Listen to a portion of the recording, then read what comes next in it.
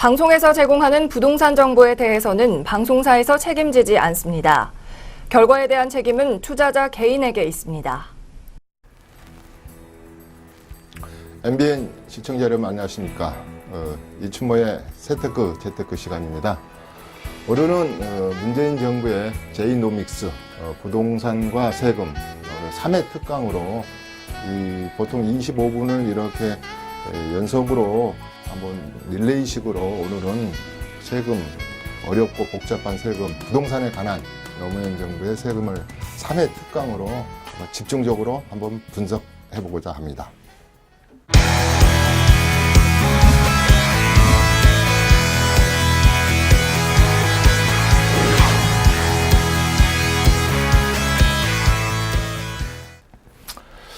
네, 오늘은 이제 46회하고요. 46회하고, 그 다음에 47회, 48회. 약 1시간 반 정도의 분량입니다.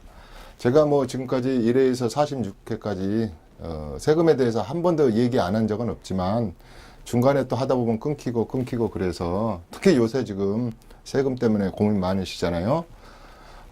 요새 계절을 뭐라고 합니까? 천고마비의 계절 그러지 않습니까? 진짜 하늘은 높고 말이 살찐다. 어떻게 보면 좋은 계절을 의미하지만 실질적으로 이 사자성어의 그 유래를 보니까 과거에 흉노족들이 먹을 것이 없으니까 겨울에 말을 잔뜩 살찌워서 만리장성을 넘어서 이쪽에 중국 쪽에서 보면은 과거 중국 사람들 쪽에 보면 굉장히 걱정이 많았던 시절이 천고마비의 계절입니다. 우리가 천고, 진짜 하늘 높은 줄 모르고 집값이 뛰고, 말이 살찐 게 아니라 사람이 살쪄서, 예를 들어서 정부에서 보면은 다주택자들이 많은 캐피탈 게인을 취하는 걸로 인식하고 있는 것 같습니다. 걱정들이 많습니다. 다주택자든 또 자발적 세입자든 또 전세금이 없어서 외곽으로 수도권으로 이사를 가야 되는 형편에 놓여 있는 세입자든 많이 가진 자나 적게 가진 자나 아무것도 안 가진 자나 모두 걱정의 계절입니다. 정부는 여러 가지 과거 정부도 그랬지만 우리 서민들을 위해서 주거 안정 대책을 취하고자 하는 겁니다. 그래서 파리 대책이 나왔고 또 이번 달에도 우리 또 다른 여러 가지 대책이 추가, 보완, 수정될 것 같습니다. 그 중에서도 오늘은 세 강의를 전체적으로 특강 형식으로 과연 지금 노무현 정부에서 바뀐 판에 세금의 판은 어떻게 다시 짜야 되는지를 집중적으로 이야기할 겁니다. 세금에 대한 것은 다는 아니지 않습니까? 세금이 너무 광범위하기 때문에 어느 정도는 일부분은 세금에 대한 궁금증이 해소될 것으로 생각합니다. 제가 앞으로도 남아있는 강의가 많기 때문에 그때도 하겠지만 지금 당장 궁금한 부분들이 이제 뭘까에 대해서 한번 오늘 이야기를 하고 가죠. 자, 가장 많이 지금 우리가 약 3년간 박근혜 정부에서 전체적으로 분양권 시장을 살렸습니다. 여러 가지 정책을 내놨다 그랬지 않습니까? 전 국민의 4분의 1을 1순위 자격을 줘서 세대원 간에도 그 다음에 전체 DTI나 LTV를 완화해 가면서 돈도 많이 꿔주면서 분양권 시장을 살렸습니다. 그래서 유례 없이 대한민국 건국 이래 이렇게 분양권 시장이 이렇게 뜨거웠죠. 적은 별로 없었습니다. 그래서 이제 분양권을 하나 분양을 받았습니다. 그러면 이 녀석을 두 가지로 생각할 수가 있죠. 내가 전체적으로 앞으로 내가 이전 고시까지 내 말은 이제 등기에서 입주까지 그냥 홀딩하고 가시는 분이 있고요. 또 중간에 전매 기간이 팔려서 양도를 하시는 분이 있을 겁니다. 이때 프리미엄이 안 붙었다든가 그 다음에 양도로 인한 소득이 발생하지 않으면 큰 의미가 없겠죠. 들어올 것도 없고. 그런데 아다시피 분양권 시장이 뜨거웠던 관계로 다소나마 어떤 분들은 몇 억씩 그 다음에 적게는 몇 천만 원씩 양도소득이 발생한 분들은 이제 고민이 고민스럽습니다. 1차적으로 이제 행위 제한적으로 본다면은 뭐 일에 한해서만 양도를 한다. 또 어떤 것은 입주 때까지 분양권 전매를 허용하지 않는다. 이렇게 하는데 우선 양도를 할 수 있는 분양권을 매매할 때 절세 전략은 뭔가 해서 가장 요새 좀 많이 하는 것 중에 하나가 전번 시간에도 잠깐 얘기했지만 그냥 세금이 많으니까 일본은 가족 간의 거래를 하는 거죠. 가족 간의 거래. 그 다음에 무상으로 증여. 이렇게들 많이 해버립니다. 물론 이제 세 번째가 대다수 또 어떤 분들은 이제 유상으로 매매를 하는 것이죠.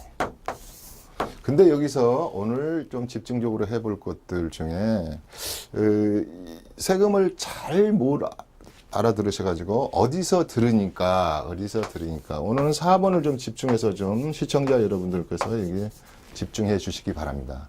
어디서 들으니까 부부간의 증여를 통해서 이렇게 한다면 이 분양권이 앞으로는 이제 50%죠. 지금 뭐 1년 이내에 하면은 뭐 1년 이내에 하면 뭐 40%. 그래서 지방소득세까지 50%가 넘는 세금을 많이 중과한다더라 하기 때문에 다른 방법을 찾고자 하는 겁니다.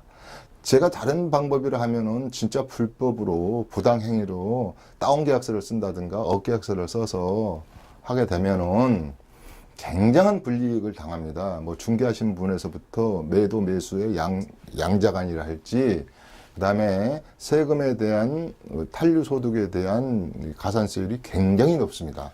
그 얘기는 오늘 접어두고요. 4번에서 주로 부부간에 그러면 부부간에 증여를 하겠다. 여기는 또 두 가지로 볼 수 있습니다. 여보, 내가 분양권 했는데 당신한테 증여를 하면 지금까지 증여일로부터 10년간을 합산한 금액이 6억이 안 되면 이걸 6억을 공제해 준다는군. 여기까지는 많이 알고 계신 사실입니다. 그래서 부부간에 반반씩 2분의 1씩 반을 증여하는 것이죠. 지분의 50%를. 또 한 뭐 30%만 증여해야 되고, 이거야 뭐, 우리 증여 계약서 쓸 때 뭐 자유롭게,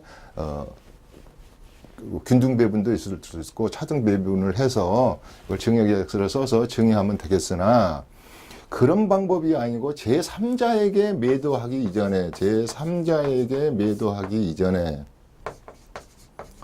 우리가 당구로 말하면 3쿠션이라고 합니다. 한 번에 쿠션을 주자는 것이죠. 그래서 여기를 증여를 해서 6억이라 하니 6억까지 공제를 한다 하니 혹시나 이런 생각을 가질 수 있습니다. 프리미엄이 2억이 붙었다. 지금까지 내가 3회나 넣었으니까 한 1억 5천 정도 불입했다. 1, 2, 3차 중도금까지. 그 다음에 잔금이 남는 것은 증여받은 사람이 수중자가 잔금 대출을 승계받아서 이런 약간의 꼼수 비슷한 것을 한번 이렇게 중간에 끼워 넣어 보면 자, 증여의 기술로서 부부간의 6억까지 공제하는 금액으로 이렇게 꼼수를 약간 써줘 보면 어떻게 세금을 요런 50% 이상을 과세하지 않고 좀 빠져나갈 수가 있을까 이런 생각을 해요.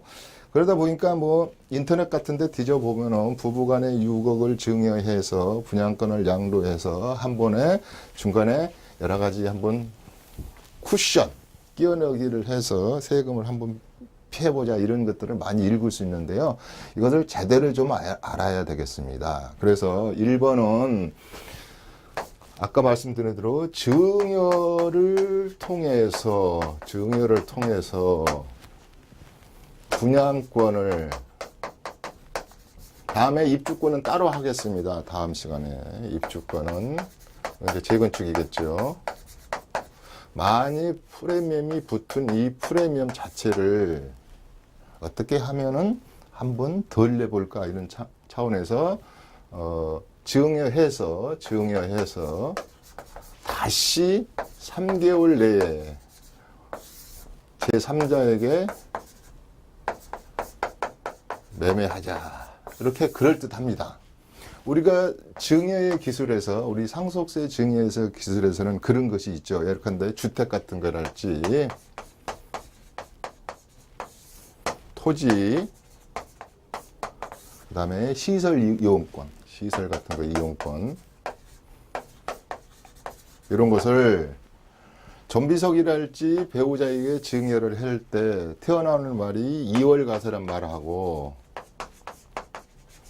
오늘 이런 것이 하도 많이 나오고 이 리스크, 위험성에 대해서 제가 한번 짚어보고 가기 위해서 제가 이 첫 번째 주제를 이걸로 택한 거거든요.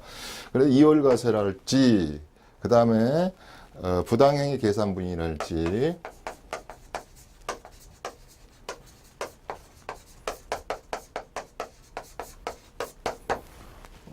우회양도. 자, 우선 이 어려운 말들을 한번 써봤습니다. 그런데 이제 이런 말들은 많이 시청자분들이 제 수업을 많이 들었거나 조금만 관심이 가졌으면은 다 이제 알 수 있는 단어들입니다. 토지나 주택을 갖다가 우리가 집사람한테, 사랑하는 아내한테 증여를 해서 다음에 우리가 상속세를 좀 적게 낸다든지 여러 가지 세택을 하기 위해서 그런 방법을 하는데, 그때는 이런 말을 들었습니다. 그럴 때는 5년 이내에 팔지 말아라. 5년 이내에 팔면 요 주택을 증여한 사람이 처음 취득했던 가액하고 기간으로 이 두 가지가 다시 되돌아가서 세금이 5년 이내에 팔면, 내가 팔았다 하면 세금이 많이 나온다더라. 많이 나올 수 있다. 여기까지는 다 압니다. 그렇다 보니까 이제 분양권을 여기에 한번 적용시켜 보려고 그러는 것 같아요. 자, 그렇다면은 우리가 세법의 내용에서는 분양권은 아직 잔금을 치르지 않은 그것 때문에, 주택도 아니고 토지도 아니고 시설 이용권도 아니기 때문에 분양권은 2월 과세 대상 물건이 아니다더라. 좀 세법을 깊이 하시는 분들은 그래요. 그렇다면은 내가 굳이 5년 동안 가지고 있을 필요가 없이 요 대상이 안 되니까 요걸 증여로 해서 증여 받아서 바로 3개월 내에 팔면 되지 않느냐, 이런 생각을 갖게 되는 거죠. 요 3개월은 왜 또 3개월이 있을까요? 우리가 증여를 받으면 3개월, 그 다음에 상속세는 6개월, 그 다음에 상속세를 우리가 세금을 납부하는 기간이랄지 증여세를 납부하는 기간에 얼마나 올랐으면 올랐어. 그래서 처음에 상속세 낸 그 가액하고 3개월 내에 매도 금액은 같이 취급을 해서 우리가 대가와 시가, 그 다음에 우리가 지금 상속세 낸 그 금액하고 과표하고 매도가가 3개월 내에 팔면 같이 봐주기 때문에, 예를 들어서 이런 뜻이죠. 쉽게 생각하면 증여세를 10억을 받았는데 3개월 내에 매도를 10억에 했다 그러면 요때는 가격 변동이 없는 걸로 보고, 10억에 이미 증여세를 냈고 10억에 매도했다면 같은 개념이 아닙니까? 시세 차익이 없으니까 세금이 없대더라. 양도한 소득이 없대더라. 이 말까지는 다 맞습니다. 근데 여기까지는 이해를 하셨는지도 몰라요. 약간 좀 어려운 부분이 있습니다. 그러니까 이제 이렇게 생각하는 거예요. 제가 주택이나 토지 이런 것처럼 분양권은 5년 내까지 60개월을 보유하지 않고 미리 팔아도, 자, 증여를 해서 어떤 것을 증여를 6억을 증여를 해서 프리미엄 포함이겠죠. 지금 내가 이 프리미엄 2억짜리를 지금 아까 말한 대로 1억 5천에서 3억까지 냈다 그래요. 그러면 5억을 증여를 해가지고 3개월 내에 이제 명의를 바꿔서 제3자에게 팔 때는 요 프리미엄이 이 속으로 들어가서 양도할 때 세금이 없지 않느냐, 이제 이런 개념으로 이렇게 하시려는 분도 있고 질문을 많이 합니다. 그러나 세무서가 국세청이 어떤 곳입니까?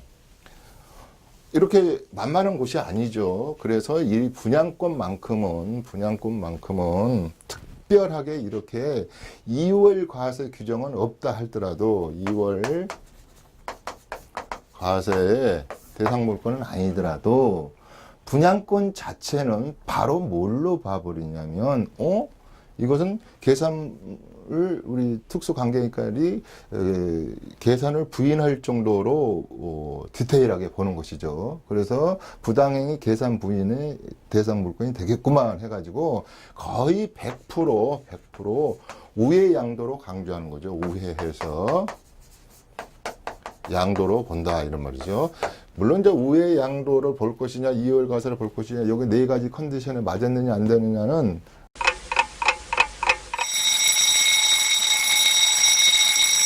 우리가 이제 세미나장에서나 저희 대연구소에서 이제 자세히 분석을 하지만 오늘은 이제 시간상 이렇게 우회한 양도로 봤을 때는 아주 쉽게 예를 든다면 A라는 남편 명의로 분양권을 하나 받아서 쭉 지금 진행을 했습니다. 몇 회차 잔금 중도금. 그래서 B라는 아내에게, 부부인 아내에게 증여를 했단 말입니다. 그리고 나서 제3자라는 C에게 3개월 내에 매매를 했을 때 간단하게 말하면 이때 아내가 이제 명의가 바뀌었으니까 B가 아내가 파는 거 아닙니까? C에게. 그러면 아까 지금까지 설명한 것처럼 이 속이 다 이렇게 믹싱 돼가지고 그냥 대강 넘어가겠지. 그 다음에 2월 과세 물건도 아니니까 별반 뭐 걱정 안 해도 되겠지. 하지만 이때 분양권만큼은 이건 거의 우회 양도군. 그래서 남편이 처음에 취득했던 취득 원가로 돌아가고 부인이 처음에 매매해가지고 실어 넘어가는 요 차익에 대해서 남편의 취득 가액으로 잡힌다 이 말씀이죠. 그렇기 때문에 당연히 양도소득세가 나옵니다. 또 그렇지 않더라도 요 승계받은 중도금 대출은 남편 거였지 않습니까 처음에. 그러면 이 승계받은 대출은 아내인 C에게 승계됐으므로 우리 부담보 증여 이런 들어보셨잖아요. 전세를 끼고 증여를 한다든지 그다음에 은행에 대출을 끼고 증여를 할 때 그 채무를 승계해 줬을 때 증여자에게 수중자가 떠안은 채무에 대해서 양도소득세가 나온다 이런 말을 제가 많이 했었어요. 그러면 양도소득세도 나오지만 이때는 우회 양도했다 이 말이에요. 그렇기 때문에 이 방법은 굉장히 신중하게 생각해야 됩니다. 어렵기도 하고요. 그래서 좀 어려운 부분과 어려운 말들이 좀 나왔는데요. 제가 아주 간단하게 말씀드리면 분양권 자체를 가지고 우회 양도를 가장할 수 있는 6억이라는 그 공제 금액을 이용해서 분양권을 제3자에게 매도할 때는 굉장하게 조심하고 케이풀해야 된다. 여기까지 이야기를 할 수 있습니다. 분양권. 그래서 전번 시간에 뭐라 그러냐면 분양권과 재건축의 애정주택하고 재건축이 이제 멸실이 돼서 건물이 철거가 돼가지고 입주권으로 바뀐 상태에 이 세 마리의 축 분양권 시장 재건축을 지금 기다리고 있는 아직 철거가 안 된 애정주택을 사고 파는 것, 그 다음에 관리처분 단계를 넘어서 이제 철거해서 공사 중인 물건이 요거 1, 2, 3 요 3종 세트가 가장 우리 문재인 정부에서 제이노무스에서 부동산 시장을 교란시키는 대상으로 보는 것 같아요. 그래서 여기에 대한 세금 문제는 굉장히 조심해서 다뤄야 된다가 우리 첫 번째 오늘의 하두였습니다. 두 번째 하두는 뭐냐? 두 번째 하두는 제가 오늘은 좀 자세히 하고 넘어가는 것은 46강, 47강, 48강이라는 시리즈로 약 1시간 반 동안 집중 특강을 하기 때문에 좀 몇 개를 짚고 넘어가겠습니다. 이 분량이요. 세법에 관한 여러분들이 시청자가 기본적으로 알아야 될 이 지식이 한 10시간 정도 한다면 어느 정도 좀 기본 기초 지식은 습득할 수 있어요. 근데 이제 오늘은 3개로 나누어서. 그 다음에 이제 두 번째가 가장 지금 고민스러운 게 주택수 부분입니다. 주택수. 오늘은 여기까지만 할 거거든요. 주택수는 뭐냐면 가장 억울한 사람들이 그냥 어떻게 하다 보니까 이유가 있는, 나도 할 말이 있어, 나는 투기 목적이 아니란 말이야. 그런데 왜 내가 다주택자지? 그래서 이유 있는 이주택자, 이유 없는 반항이라는 무슨 영화도 있잖아요. 그 이유 없는 이주택자가 아니라 나는 이유가 있습니다. 그래서 2주택, 3주택이라고요. 저는 억울하다고요. 이겁니다. 제가 수도 없이 주택 부분에 대해서는 이런 것이 우리 파리 대책 이후에뿐만 아니라 그전에도 이런 경우의 수가 많이 발생하므로 특례 조항이 많다 그랬어요. 특례 조항이. 그 다음에 외로 조항으로 예외 조항이죠. 예외 조항도 많다 그랬어요. 이건 내가 이제 몇 번 해줬거든요. 예컨대 국세청에서 예외 조항으로서 주택을 이렇게 여러 관리로 분리해서 이렇게 특례 조항을 만들어 놓은 곳이 20가지 이상은 넘는다 그랬습니다. 기존에 본인들이 거주하는 이 주택이 가격이 워낙 싼 금액에 샀고 지금 세금을 안 내도 되는 케이스에 있는데 1세대 1주택 10년 이상 보유했고 여러 가지 2년 보유했고 이런 컨디션을 가지고 있는데 이유 있는 주택으로 인해서 여러 가지가 이제 다치게 생겼다 이 말이죠. 이 말을 할지. 그래서 요 이유 있는 2주택자분들이 가장 많이 이제 상담을 많이 합니다. 그래서 이건 이제 특수한 케이스라고 할 수도 있고, 2번 자체가 이유 있는 2주택, 3주택이 세법을 상담하다 보면 이분들이 60%입니다. 지금 시청자 여러분들 중에서도 시청하면서 그래 나는 지금 이게 지금 2주택 걸렸네, 3주택 걸렸네. 어쩌다 보니까 이렇게 다주택자가 됐지 나도 모르게 이런 분들이 가장 이제 고민스러운 현실에 처져 있거든요. 그런데 이제 이것을 여러 가지로 이제 낱낱이 좀 분석을 해봐야 되거든요. 그러면 내가 2주택을 가지고 있는 것이 내가 어떤 종류의 2주택이냐, 어떤 종류의 다주택이냐를 생각했을 때 1번 그냥 소형주택이랄지 그 다음에 단독을 하나 가지고 있어서 가지고 계신 분. 그 다음에 여기 한 것처럼 분양권이랄지 입주권이랄지 예정주택을 가지고 있는 분. 세 번째, 상속, 증여, 이혼, 합가, 봉양 여러 가지에서 아까 20가지 정도로 이유가 있어서 고양주택, 여러 사람이 같이 공유하는 공유주택, 공유주택도 제3자 공유하고 가족 간의 공유 여러 가지가 있을 수 있습니다. 그래서 요 문제를 다음 시간에 47강과 48강에 여러 각도로 좀 이제 분석을 해서 이것을 이렇게만 좀 분석을 해놔도 나가 좀 이제는 이렇게 세금을 3판 짜는데, 이거 3판 짜는 거 아닙니까? 세금을 3판 짜는데, 세이빙, 절세가 좀 있겠군, 이렇게 말할 수 있습니다. 그래서 오늘 첫 번째 46강에서는 2가지 주제를 좀 잡고 넘어갔습니다. 분양권 할 때 아까 좀 디테일하게 좀 했죠. 그 다음에 두 번째는 이유 있는 다주택자분들에 대해서는 47강과 48강에서 좀 집중적으로 또 다른 거 상속세, 증여세, 그 다음에 주택임대사업세에 대해서 죄송합니다. 다시 한번 다뤄보도록 하겠습니다. 오늘은 세금과 부동산과 세금 3회 특강, 그다음에 46강을 여기서 마치고요. 47강에서 다시 찾아뵙도록 하겠습니다. 이춘모의 재테크 여기서 마치도록 하겠습니다. 감사합니다.